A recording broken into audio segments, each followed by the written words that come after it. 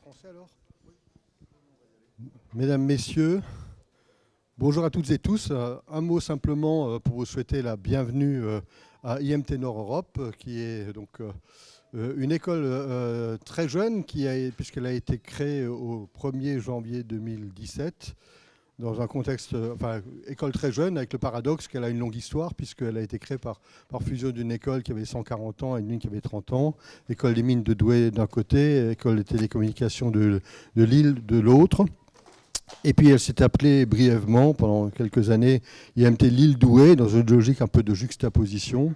Puis depuis que nous avons construit cette nouvelle école, restructuré son activité de recherche, mis en place un nouveau projet pédagogique, et aujourd'hui que nous souhaitons la mettre sur une rampe de lancement et de développement à l'international notamment, nous avons pensé que IMT Nord-Europe était plus en rapport avec à la fois notre identité et puis surtout le message d'ambition que nous voulons porter. Voilà, on est très heureux, très fiers de vous accueillir. On a eu la chance d'accueillir la semaine dernière sur notre campus de Douai une manifestation nationale de l'IMT sur le côté de la formation.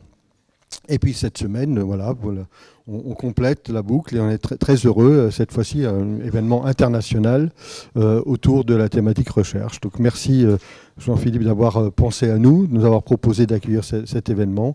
On est très heureux. Bon travail ici, bon séminaire. Merci beaucoup.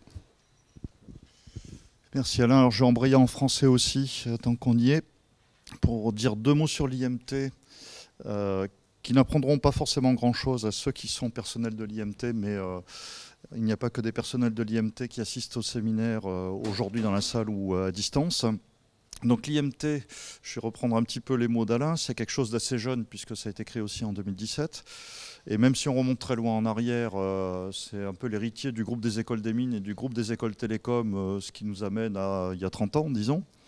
En revanche, effectivement, les écoles qui le composent sont parfois fort anciennes, début du 19e pour les plus vieilles.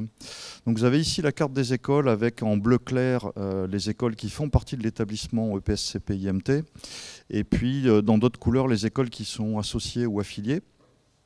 Donc c'est un réseau qui couvre assez bien le pays autour d'une idée qui est des écoles d'ingénieurs ou de management en appui au développement économique puisque c'est la mission qui est dans le décret de l'IMT.